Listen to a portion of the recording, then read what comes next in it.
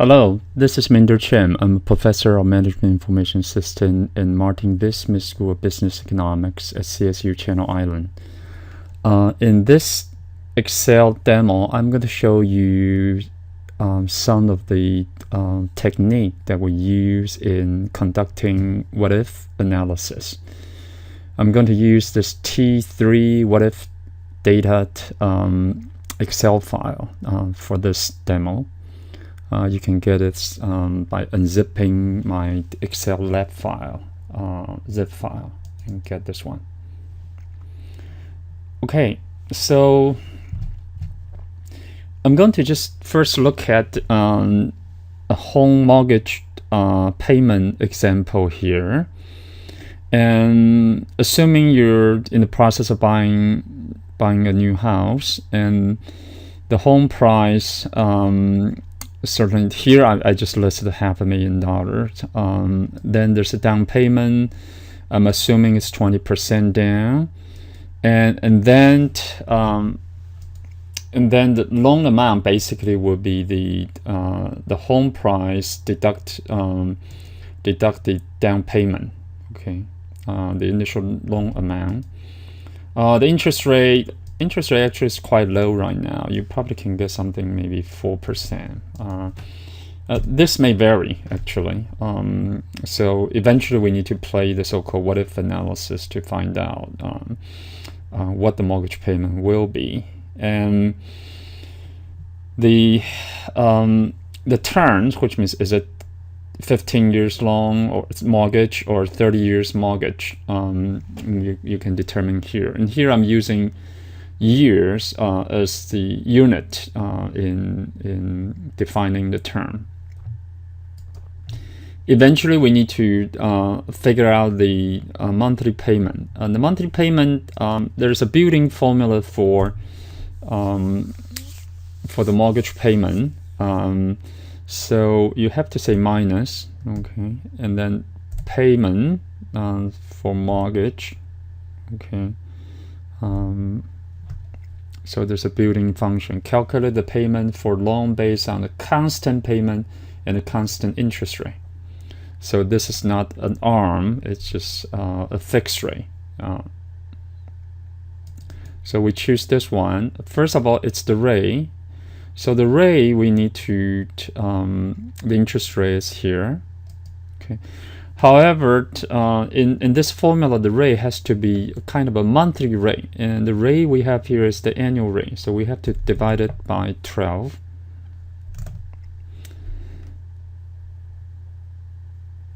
And then it's the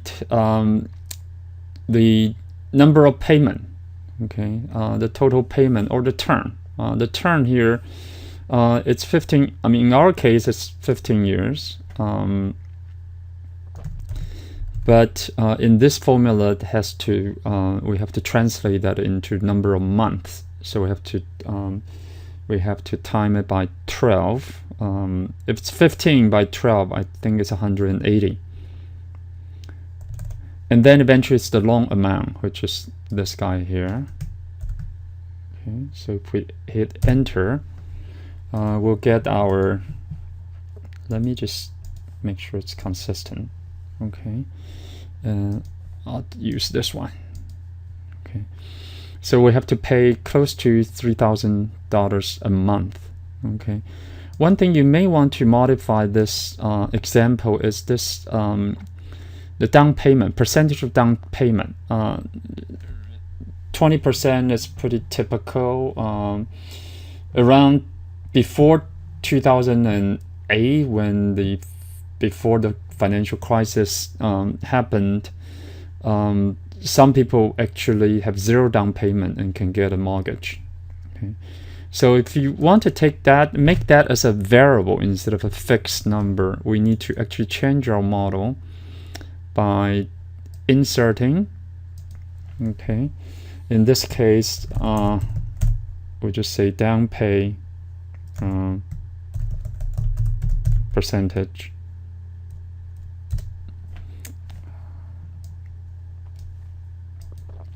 So here, I can still put in 20%. Okay, I want it to show up as a percentage, so I'm going to format the cell. Click right mouse button and get ready to format the cell. Okay, it's a little bit slow for some reason.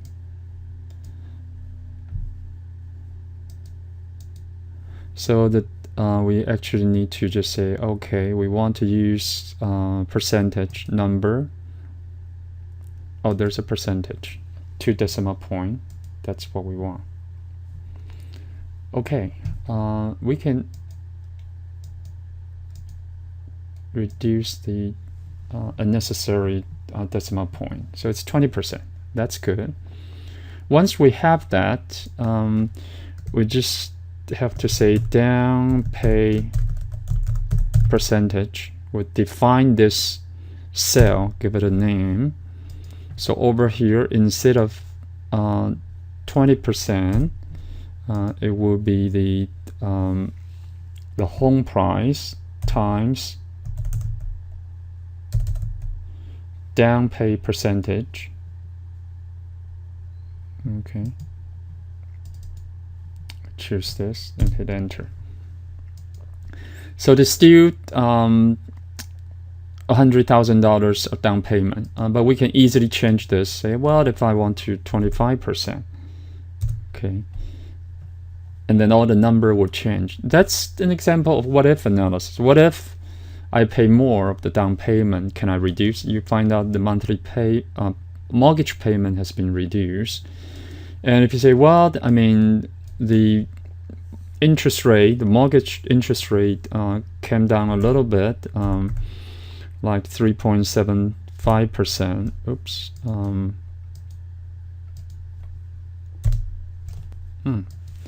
Let's take a look. Oh, I see. In this case, I actually have to have 2 decimal point to show it's 3.75%. Otherwise, it rounded up and show me 4 still. Okay, so you need to be a little bit careful about the formatting. It affects what will appear on your spreadsheet. So that's good. So if we change that, let's change to 3 to see when there anything change. You see, if it's 3%, our monthly payment reduced a little bit. Actually, it's not as much as I kind of expected. Okay, that's why you need to use tool to help you with the calculation. And certainly, if you want to pay less monthly payment, but you do still want to buy this expensive house, see whether you can get a 30-year mortgage. In that case, the monthly payment dropped quite a bit, like $1,000. Okay, but you have to pay 15 more years. So you have to make this decision. It depends on your financial situation. Personally, I would go for 15 years if I can afford it. So so you can do a lot of what if analysis. You can actually even say, well, if I see a more expensive, cheaper house, you can certainly change this number and see what happened. What's the loan amount and what's your monthly payment? Okay, so you play this type of what if analysis all the time, and this is a good, a little more complicated calculation, and you can play a number of parameters like down payment percentage, interest rate may change from time to time, or even the term of the payment can be 10 years, 15 years, and 30 years, etc. Okay, we're not dealing with ARM, like variable interest rate fixed for 5 years and then it become a variable one. And sometimes we will create something called amortization table. So you can kind of look at your pay schedule and the principal that you're paying out of one payment and the interest part you're paying, because the mortgage interest payment usually can be considered as a deductible in your income tax formula. So in this case, we know that if it's 15 years, 12 months per year, that's 180 payment period. So one thing is we want to create this amortization table right here. I have actually the formula for the first pay period here, and so that's the loan amount. It's the beginning balance. This is the monthly payment, which is fixed based on our assumption and program here. The principal, it's actually we're using a different mortgage payment calculation function. That PPMT is the function to calculate that. And if you look at this formula, A17 is the pay period. So pay period actually need to be used as one of the parameter in this function.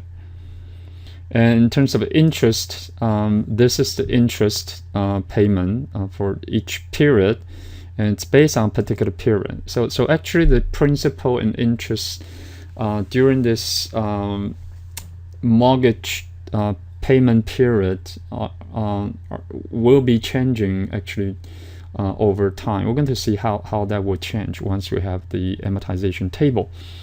So interest rate divided by 12, term times 12, so the rest are the same. The function is called IPMT, so this is good. The ending balance, basically just the beginning balance minus beginning balance minus the principal. Okay, that's the balance. So the balance is the remaining loan amount, and since you're paying, part of your mortgage payment is paying off the principal and plus the interest, so the ending balance is actually the beginning balance deduct the principal, and we have that already here. So now we need to actually create an amortization table, and since the amortization table actually really need to use this number 1, the best way is actually to create a serial numbers from 1 to 180, and the way to do it is actually here. You actually have to choose fill, and you say fill series, and I believe it's column. Sometimes it's hard to tell which one is the right one. Create serial in this single column, and it's linear will be fine, I think, and it's from 1 to 180. Okay, and let's see whether this will work. Okay, sounds good. So if you scroll, you find out it's actually ended 180. The rest is kind of simple. First of all, the ending balance, the beginning balance actually will be of the next period will be equal to the ending balance here. Okay, so that's what we have, and the rest supposed to be the same. We'll just kind of drag and drop. You find out the payment consistently the same. The principal reduce, actually the principal portion of the mortgage payment increase over time, and the interest portion of it decrease over time. Okay, so during the later period, you're paying more in your mortgage payment to write off the principal, other than instead of paying for the interest portion. Okay. So once we have that, I think we're ready to replicate this. So we're going to just do copy and paste, drag and drop here. Boom, it's done. And you will find out actually your last payment, as example, is the payment amount is still the same, and then your remaining payment is here. The so-called beginning. This is actually beginning balance. The beginning balance is this much, and we're paying, and so this is our payment, which includes paying off the principal plus only about $10 of interest. And the ending balance, great. We don't owe the bank any money anymore. Okay, that's a great feeling. But it takes 15 years. Okay. So this kind of give us a more comprehensive example of the so-called what-if analysis. And from here, you can actually still play with this. Other than, I don't think you want to change this 15 because the pay period is only 180 payments that you have to do. That's tied to this one. But all the others, for instance, if you change this to 20%, and just watch the payment and the principal, etc., and you find out it changed. Okay. So the amortization table will actually update it according to the what if kind of a, analysis you're conducting here. So this concludes the demo of kind of what if analysis. I'm going to just do another one, which is actually not that difficult. There's something called goal seek or goal seeking. It's goal seeking allow you to kind of figure out if I want if I want to actually set a particular cell to a particular number, and what should I do in terms of changing those cells which that has been used in calculating the value of this target cell. Okay. Let me just use this really simple example to illustrate the concept. Okay, so I'm switching to this goal seeking example.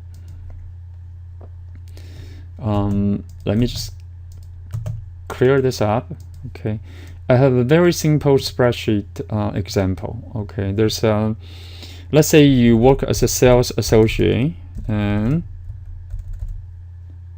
let's say each week you have made a sales of $3,000, and there's a bonus which is tied to your total sales every week. Let's assume that bonus is 3%. And then we can calculate the bonus amount. Okay, so this is easy calculation. So this the sales dollar amount. Hold on a second. Let's do that again. Okay, so we'll just say equal this times 3%. So we can do what if analysis here. Just let's say 4,000, you get paid more. You got the bonus is 120. If you can negotiate a higher percentage, like 5%, you get paid even more, $200 of a bonus. Okay, so that's what if analysis. Let's just highlight this cell, which is the bonus amount. And let's see, if we're in the formula, we can look at something called trace precedence. Trace precedent just means this cell calculation depends on this two cell B1 and B2 for its calculation. Okay, so basically, if we call this dependent variable, this dependent cell depends on this two cells in front of it. Okay, and so what is goal seeking? Goal seeking is kind of the reverse. For instance, if you say, well, I want to make, for instance, $350. Okay, what's the amount of sales I have to make in a week to do that? 350. Okay, bonus 350. You can guess. Well, maybe if you say 8,000. And you're over. Okay, doesn't have to find. So how about 7,000? Wow, I guess it's right. Okay, But if you say, okay, 325, and that will be tricky, okay? If you want bonus to be 325. So that's, you kind of have to play a little bit try and error to get the number right. So what we can do here is use something called goal seeking, which is under data and under what if analysis. Okay, there's something called goal seek. In this case, we want to set the cell, which is bonus amount, to be, that's the right one, so we'll click on it. You want to set it to a value, let's say 325, okay, or any value that you want to set. That's your goal, okay. So this is the set cell is the bonus amount cell, which the cell we store the bonus amount. And the value that you want to set to that cell is your goal, okay. And then you have to decide which cell that you want to change. That's called changing cell. Technically, there's two possible changing cell in this scenario, because I can certain cells more to get more bonus, or another alternative is I can actually negotiate a better bonus percentage. Okay, I guess you probably know it's a little bit easier, I guess, for you to sell more instead of try to go to your boss and negotiate a better bonus percentage. So in this case, the changing cell is this one. So which means that if you look at this goal seeking dialog box, basically means that I want the bonus amount in B3 to be $325. In order to do so, how much sales that I have to achieve in order to make that happen. Okay, so if you're ready, you click OK. You're done. Okay, cancel, get out of here. Oops, I think I did not save it. Let me do it again. Goal seek is still this one. Sorry, it's the bonus amount. Set it to 325 by changing cell. Did not do it right. Bonus amount, changing cell, this. Say OK. Last time I just click cancel, which canceled this goal seeking result. If I say OK, this result, which is reflected here already, will stay. So now you get this this result, which means you have to achieve the sales of $6,500, and assuming the bonus percentage is 5%, then you can get this $325. Okay, we can use goal seek, this goal seek again, just a slightly different scenario. The set cell is still this one. It's still the bonus amount. I want it to be $400, but I'm going to choose a different changing cell and just say I'm going to just go to my boss, negotiate a better percentage, because I need to make $325 with the sales dollar to be $6,500. So you pick that, you say okay. Let's see, take a wild guess. What's the percentage? Okay, so you need to actually negotiate your percentage to be 6%. Then you can reach the target of $400. So we can keep it. Okay. And so goal seeking is really not that complicated. You do need to know a little bit about the dependency of various cell in that's used in a formula. And then usually it's the cell that's used a formula and depends on other cell. You can say, okay, if I want this cell with the formula to be certain value, what are the parameters that's used in the calculation within the formula can be changed. You can only change one cell at a time, which affect this set cell or target cell. So this concludes our demo of goal seeking, along with the what if analysis with the home loan. I hope you enjoy it. Take advantage of the power of Excel. Thank you for watching. I'll see you next time.